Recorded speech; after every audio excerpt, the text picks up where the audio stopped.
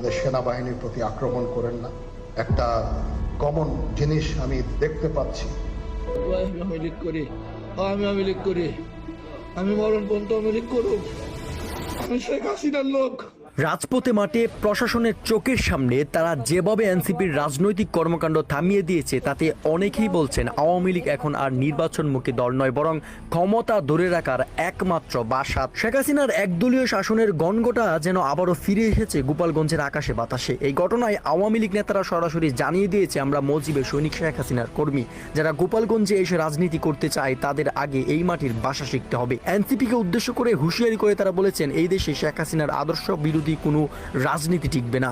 নাম ধরে বলি, নাহিদ ভাই, আসিফ ভাই, হাসনাত ভাই, সাজিদ ভাই, যারা যারা আছেন, পিঠের চামড়া থাকবে না।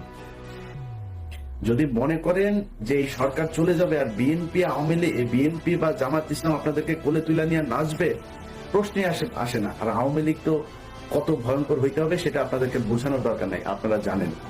দেশ তো এমনি অচল হয়ে গেছে, সামনে তো আরো অচল হয়ে যাবে। আমাদের মতন রিকশালারা, গরিব দুঃখী মানুষের বর্তমানে যে একটা চলতে যে সমস্যা, যে একটা পরিস্থিতি, যে চালায় সে বসতে আছে। এই বক্তব্য শুধু রাজনৈতিক বার্তা নয়, এটা যেন এক পরোক্ষ ঘোষণা। গণতন্ত্র নয় বরং একচ্ছত্র আধিপত্য এখন আওয়ামী লীগের একমাত্র অবস্থা। রাজনৈতিক বিশ্লেষকরা বলছেন, গোপালগঞ্জে সাম্প্রতিক ঘটনায় প্রমাণ করে আওয়ামী লীগ আবারও ফিরে যাচ্ছে 2013-14 সালের সেই দমন নিপীড়নের যুগে, যখন ভিন্নমত মানেই ছিল শত্রুতা। আর এবার তারা শুরু করলো নিজ ঘর থেকেই, গোপালগঞ্জ থেকেই। রাজনীতি নয়, ক্ষমতার খেলায়